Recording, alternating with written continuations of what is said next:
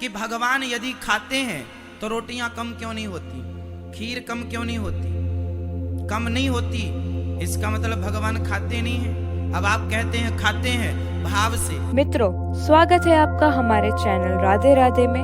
पूज्य गुरुजी अनिरुद्ध आचार्य जी द्वारा बताए गए भगवत पुराण एवं भगवत गीता का बहुत ही अनमोल पाठ हम आज इस वीडियो में सुनने वाले हैं कि भगवान यदि खाते हैं तो रोटियां कम क्यों नहीं होती, खीर कम क्यों नहीं होती, कम नहीं होती, इसका मतलब भगवान खाते नहीं हैं। अब आप कहते हैं खाते हैं भाव से, श्रद्धा से, तो ये श्रद्धा भाव कैसे सिद्ध करेंगे आप?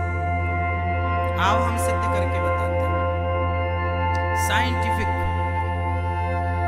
लॉजिकली। बताओ ये क्या है? पूरा गुलाब नहीं है, गुलाब की क्या है? ये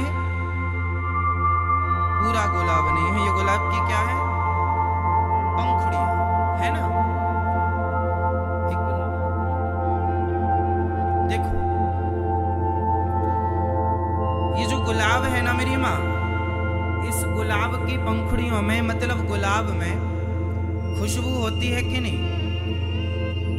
बताओ, गुलाब में खुशबू होती है या नहीं? जोर से। होती है। अब मैंने गुलाब की खुशबू ले ली और मैंने इसे तराजू पे रखा, सोने की तराजू। वाह, देखिए सुंदर, ये गुलाब है, खुशबू से भरा हुआ। मैंने समझाने के लिए बुलाया है, भैया ने तुरंत हेल्प की, इसके लिए धन्यवाद।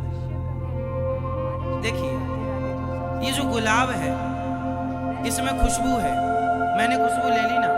अब मैंने फिर से इसको तराजू में रखा और माना कि इसका वजन 10 ग्राम है, माना कि फॉर एग्जांपल इसका वजन है माना कि 10 ग्राम। अब 10 ग्राम का गुलाब है, मैंने तौला 10 ग्राम, फिर मैंने खुशबू, फिर मैंने तराजू पे रखा, तो अब बताओ इसका वजन कम होगा कि नहीं? मैंने इसकी खुशबू ले ली, जितनी मेरे से लेते बनी, मैंने इसकी पूरी खुशबू ले ली जितनी मेरे में समाई। खुशबू लेने के बाद मैंने फिर से तराजू पे रखा, तौल कर देखा, तो इसका वजन कम होगा कि नहीं? जोर से। नहीं होगा। ठीक कह रहे हैं आप। जैसे खुशबू लेने से गुलाब का वजन कम नहीं होता, उसी तरह आप जो भोजन भगवान को परोसते हैं, तो भोजन में दाल चावल सब्जी रोटी तो कम नहीं होती, पर भोजन खिलाने वाले भक्त के जो श्रद्धा और प्रेम की खुशबू थी, वह ठाकुर जी ने वैसे ही स्वीकार कर ली। जैसे हमने गुलाब की खुशबू तो ले ली, पर गुलाब का वजन कम, उसी तरह रोटियों का वजन कम नहीं हुआ, अर्थात रोटियां कम नहीं हुई। थाली का जितना वजन था जस का तस है, और भगवान ने उसे ग्रहण भी कर लिया।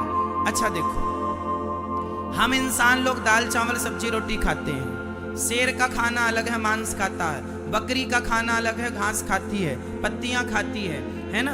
और जरा हमें बताओ कि भौरा भंवरे ने खिलाया, फूल फूल को ले गया, वो भौरा क्या खाता पीता है? भौरा क्या खाता है? वो पुष्पों का रस ग्रहण करता है। पुष्पों का रस भौरा ग्रहण करता है। मांस शेर खाता है, शाकाहार मनुष्य करता है, गाय चारा भूसा खाती है। उसी तरह भगवान क्या खाते हैं? सबका खाना अलग अलग। राजस्थानी खाना अलग है, गुजराती अलग है ना, और बिहारी अलग है, और सब क्षेत्र का अलग है, अलग अलग राज्यों का। महाराष्ट्र का अलग है ना, यहाँ का खान पान अलग है, बिहार का खान पान अलग है। उसी तरह भगवान का खान पान अलग है। भगवान क्या खाते हैं? दाल चावल सब्जी रोटी नहीं खाते। भगवान भक्तों के प्रेम को, भाव को, उस श्रद्धा की भावना की जो आपके अंदर भगवान को पाने की चाहत है, उस चाहत रूपी खुशबू को भगवान ग्रहण कर लेते हैं। वस्तु जस की तस है, भोग लग गया। अब आप ले जाओ, वो प्रसाद बन गया, सबको खिलाओ। तो भगवान ऐसे खाते हैं।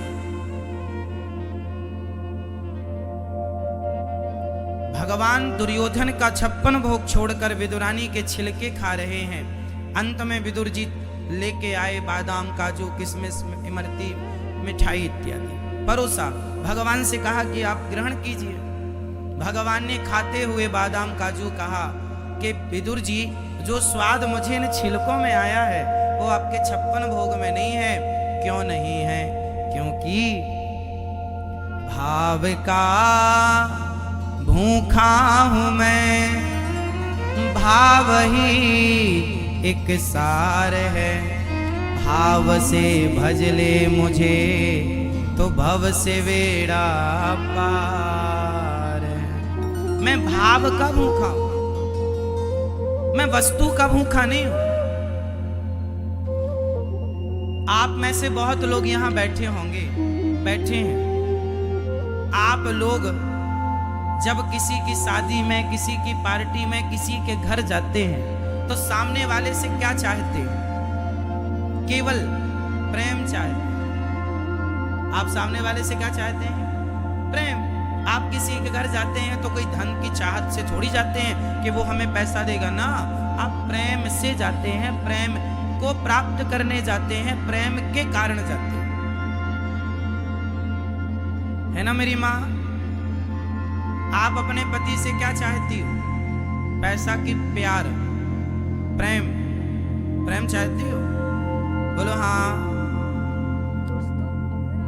आप अपने बेटे से क्या चाहती हो? प्रेम। हर व्यक्ति प्रेम चाहता है। आप लोग, सारी स्त्रियां अपने पति से प्रेम चाहती हैं, हर पति अपनी पत्नी से प्रेम चाहता है। जब आप सब लोग प्रेम के भूखे हैं तो भगवान क्या सोना चांदी के भूखे हैं? अरे वो भी तो प्रेम के भूखे हैं। प्रेम से जो दो, छिलके खवाओ तो छिलके खाएंगे, जूठे बेर खवाओ बेर खाएंगे, सूखे चावल खवाओ सूखे चावल खाएंगे। किससे? प्रेम से। भगवान सोना चांदी नहीं चाहते, भगवान हीरा मोती की चाहत नहीं रखते। भगवान को सोना चांदी हीरा मोती से कोई मतलब नहीं है। सोना चांदी संसार के लोगों को चाहिए, भगवान को नहीं। भगवान को केवल प्रेम चाहिए। इसलिए कभी भगवान को देना तो क्या देना? प्रेम। पत्रम पुष्पम फलम तोयम यो में भक्त्या प्रयच्छति। भगवान को 4 चीजें बहुत प्रिय लगती हैं। वो 4 चीजें कौन कौन सी हैं? सुनिएगा। पत्रम, बताओ भगवान को कौन सा पत्ता पसंद है? जोर से। तुलसी। तुलसी। तो तुलसी पत्ता चढ़ाने से भगवान मिल जाएंगे? तो 1 कुंटल चढ़ा दो, 2 कुंटल चढ़ा दो। पत्रम। पुष्पम, पुष्प चढ़ाने से भगवान मिल जाएंगे। भगवान को क्या पसंद है? पुष्प। कौन सा? आपने कभी ये समझने की कोशिश नहीं की कि तुलसी का पत्ता, पत्ता मीन्स क्या? पत्रम, पुष्पम, फलम, तोयम। 4 चीजें भगवान गीता में, ये गीता का मंत्र है। पत्रम पुष्पम फलम तोयम यो में भक्त्या प्रयच्छति। ये भगवान गीता में कह रहे हैं मुझे 4 चीजें पसंद हैं। लेकिन बहुत कम लोग हैं जो ये जानते हैं कि वो 4 चीजें हैं क्या। अब मैं आपको समझाऊं, आप समझें और आगे भी समझाएं। पत्रम, पत्रम मीन्स पत्ता। कौन सा? तुलसी का? ना। बिल्व पत्र? ना। समी पत्र? ना। और भी कोई आपको याद हो? ना। कौन सा पत्ता? पत्ता मीन्स ये है तुलसी का पत्ता। इसका वजन करने पर क्या वजन होगा तुलसी के पत्ते का? ना के बराबर है ना मेरी माँ। एक पत्ता छोटा सा तुलसी का आप उठाइए, क्या वजन है? ना के बराबर। कुछ तो होगा मिली में, पर ना के बराबर है। ये तुलसी का पत्ता भगवान को बड़ा प्रिय है। पत्ता का अर्थ ये नहीं कि तुलसी का पत्ता भगवान को चढ़ा दो तो भगवान हमसे खुश। ना मेरी माँ, समझो गहराई को। इस पत्ते की तरह, जितना हल्का ये पत्ता है, अपने आप को इस पत्ते की तरह हल्का करके अपने आप को पत्ता बनाकर, हे प्रभु आज मैं तुलसी का पत्ता चढ़ाने नहीं आई, आज मैं अपने आप को पत्ता बनाकर अपने आप को आपके चरणों में समर्पित करने आई हूं या आया हूं। आपने तुलसी बहुत चढ़ाई, अपने आप को कब चढ़ाओगे? किसको चढ़ाना है? अपने। मैं तुलसी का पत्ता बन जाऊं, तुम कब बनोगी तुलसी का पत्ता? आप कब बनोगे तुलसी का पत्ता? अपने आप को भी तो बनाओ तुलसी के पत्ते की तरह हल्का, बिल्कुल अपने आप को हल्का। मीन्स कपट छोड़ दो, क्रोध छोड़ दो, लोभ छोड़ दो, ये जो बोझा रखा है हटाओ, हल्के हो जाओ। निंदा, चुगली, ईर्ष्या, द्वेष, छल क्या मिल रहा है? त्याग दो और बिल्कुल पत्ता बनकर भगवान गोविंद देव जी के मंदिर जाया करो ना, तो तुलसी चढ़ाने नहीं, अपने आप को, हे नाथ आज मैं कुछ ना लाया, आज मैं अपने आप को आपके चरणों में समर्पित करने आया हूं या आई हूं, मुझे स्वीकार करो। बोलो हे गोविंद देव जी हमें स्वीकार कीजिए। हे श्रीमन नारायण, हमारे पास कुछ नहीं है आपको देने के लिए, क्योंकि हमारे पास जो है वो आपका ही दिया हुआ है। आपकी ही चीज आपको देना शोभनीय है। आपका हैप्पी बर्थडे टू यू आया, आपका जन्मदिन आया और मैं आपके घर गया और आपके घर की बड़ी टीवी निकाली और मैंने टीवी निकाल के आपको गिफ्ट कर दी। साहब आपको गिफ्ट, आप कहेंगे वाह मेरी टीवी मुझे, आप हंसेंगे ना, कहेंगे इसका दिमाग खराब है। अच्छा ये बताओ आपके पास वो कौन सी चीज है जो आपकी है? सवाल आपसे, आपके पास वो कौन सी वस्तु है, वो कौन सी चीज है जो आपकी है? मैया यहां वहां ध्यान ना दो मेरी माँ।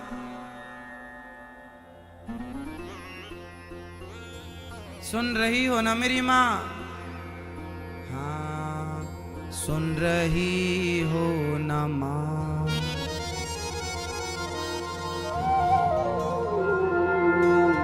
या सो रही हो माँ?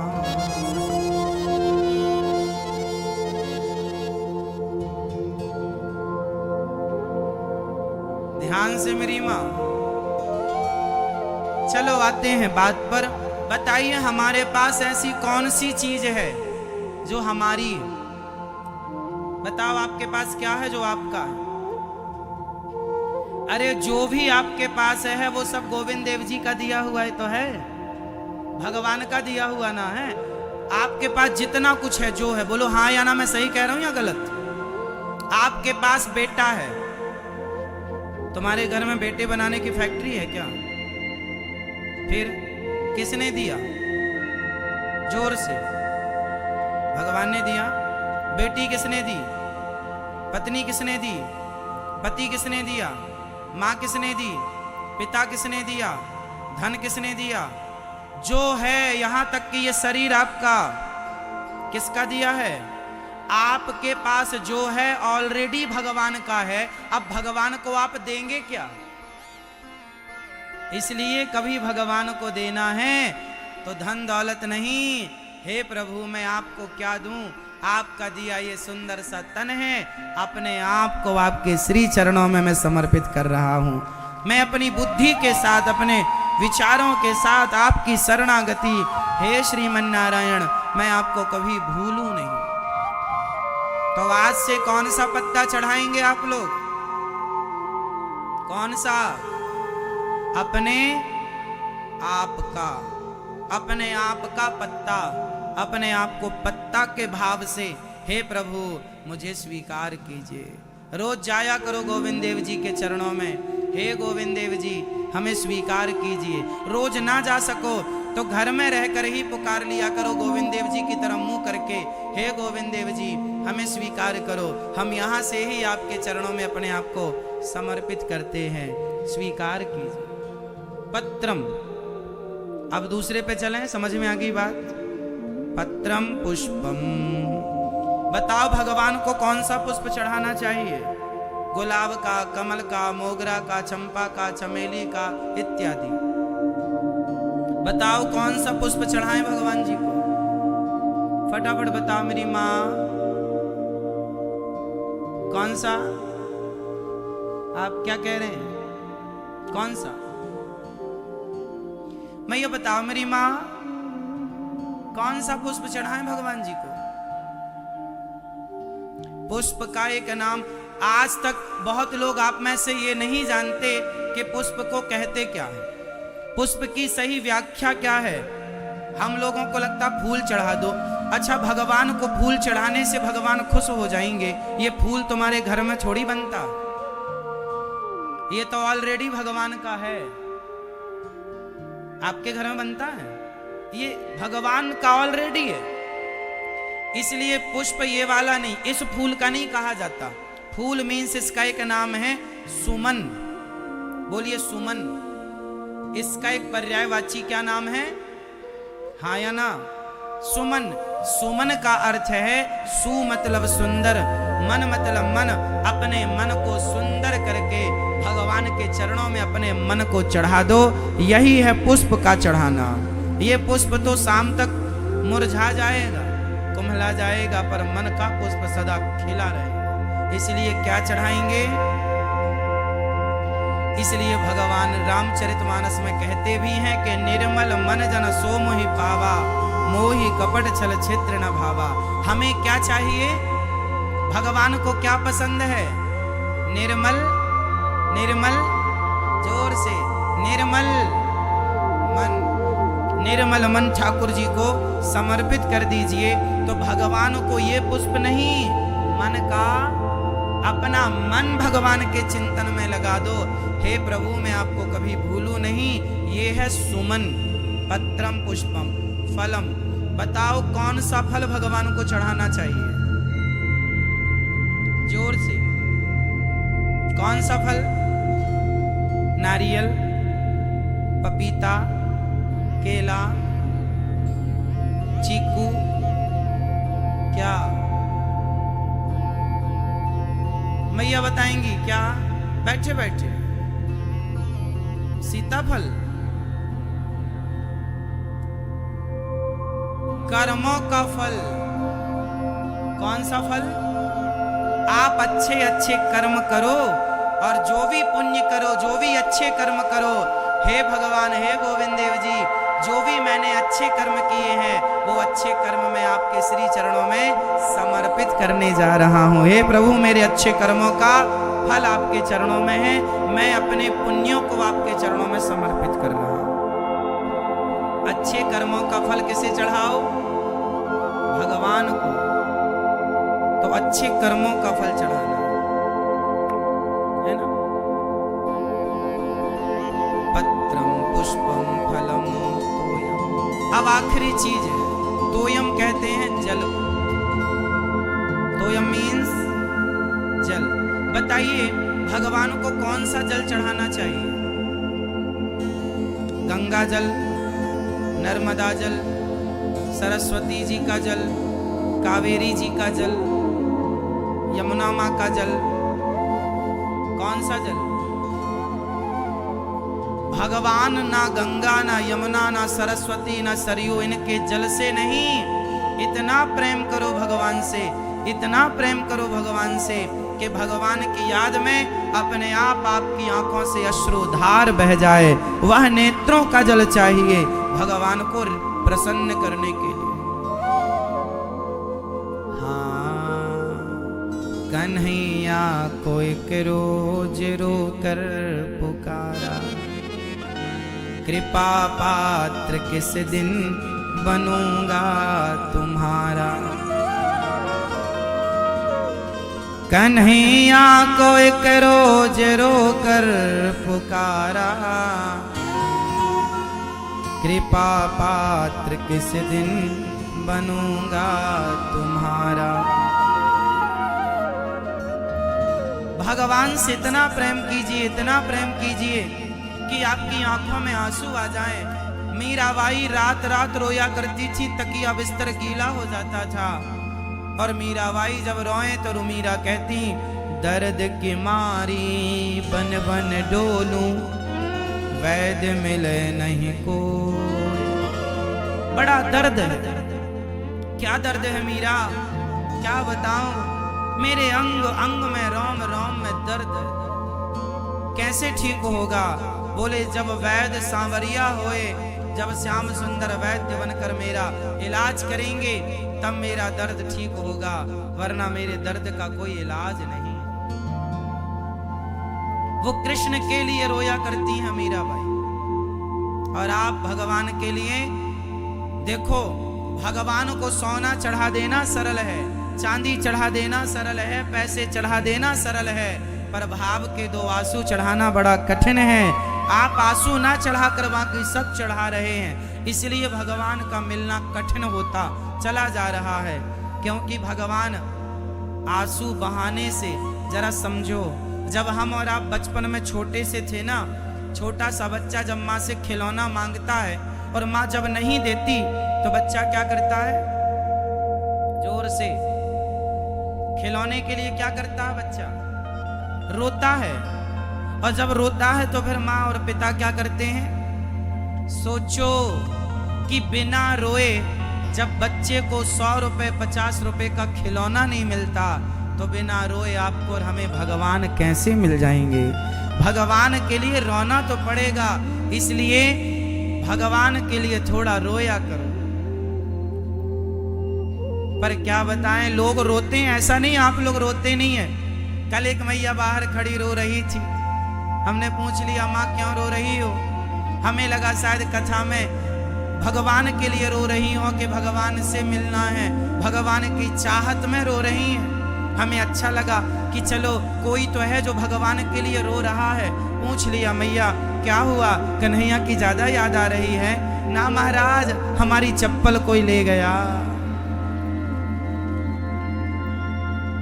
ये दुनिया के लोग ऐसा नहीं है कि रोना जानते नहीं, रोते हैं पर चप्पल के लिए, जूते के लिए, संसार की वस्तुओं के लिए। 100 रुपए गिर जाए तो आदमी रोने लग जाता है, 1000 रुपए गिर जाएं लोग रोने लग जाते हैं। क्या बताएं, 1000 रुपए गिर जाएंगे तो वापस आ जाएंगे, लाख रुपए का नुकसान हो जाएगा तो शायद भरपाई हो जाए, पर ये जो सांसें गिर रही हैं, अनमोल सांसें जा रही हैं, इनकी भरपाई कौन करेगा?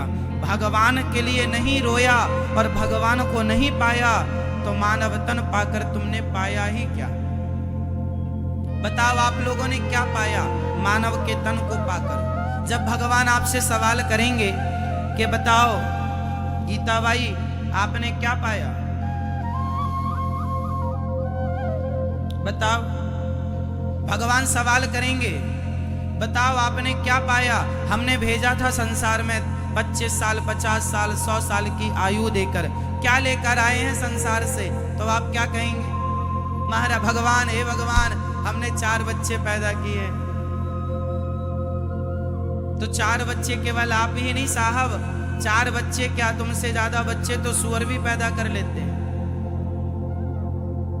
हम खाए हैं मनचाहा 56 भोग, खाना पीना तो कुत्ता बिल्ली भी जानते हैं। हम सोए हैं तो सोना चिड़िया भी जानती है, खाना, सोना, बच्चे पैदा करना, 3 काम सब करते, कॉमन है, सब करते। चिड़िया, हाथी, कुत्ता, बिल्ली, मनुष्य, सब। आप जो मनुष्य बने हैं ना, वह विशेष काम के लिए बने हैं, वह करने के लिए बने हैं जो कोई नहीं कर सकता। इसलिए मेरी माँ, अपना समय व्यर्थ ना गवाया करो।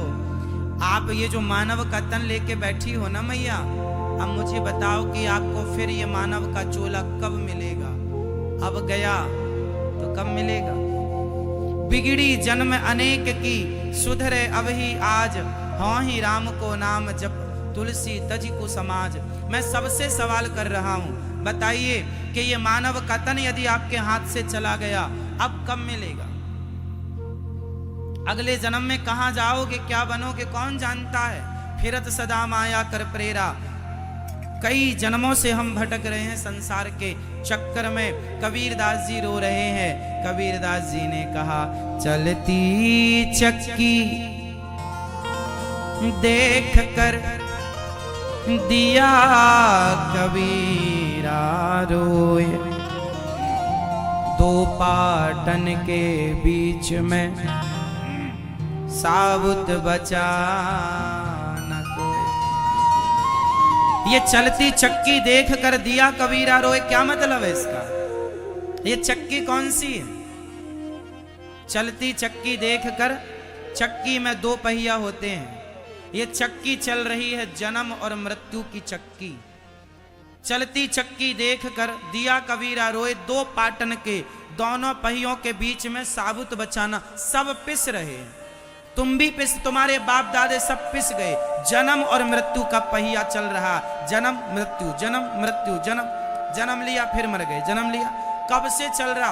आप जितने लोग यहाँ बैठे हैं, आप सबने करोड़ों करोड़ों बार आप ऑलरेडी जन्म ले चुके हैं और करोड़ों बार आप मर चुके हैं और फिर आप मौत के मुख में प्रवेश करने जा रहे हैं। कभी सोचा है आपने कि ये मानव का तन मिला है, किस लिए मिला है? इसलिए संसार की चमक देख करके परेशान और पागल ना हुआ करो। यहाँ हम संसार को पाने नहीं, भगवान को पाने आए। मीराबाई बड़ी समझदार थी, सोना चांदी से मन को हटाकर भगवान में मन लगा लिया। देखो ना, युग बीत, सदियां बीत गई, मीरा को गए, लेकिन आज तक याद किया जा रहा है। आपकी पड़ोसन मर गई, कौन याद करता है उसे? कौन जानता है उसे? और मीरा चली गई, फिर भी लोग जानते हैं। संसार के लिए जो मरेगा कोई ना जानेगा, भगवान की याद में जो मरेगा जगत जान जाएगा। इसलिए भगवान को पाने वाला यहाँ भी सुखी वहाँ भी सुखी। इसलिए जगत के लिए ना रोइए, जगन्नाथ के लिए कुछ आंसू बहाना सीखिए। तो दोस्तों, ऐसे ही अद्भुत कथा का सार और भव्य भक्ति में भगवत पुराण की बातें स्वयं श्री अनिरुद्ध आचार्य जी से सुनने के लिए हमें सब्सक्राइब जरूर करें।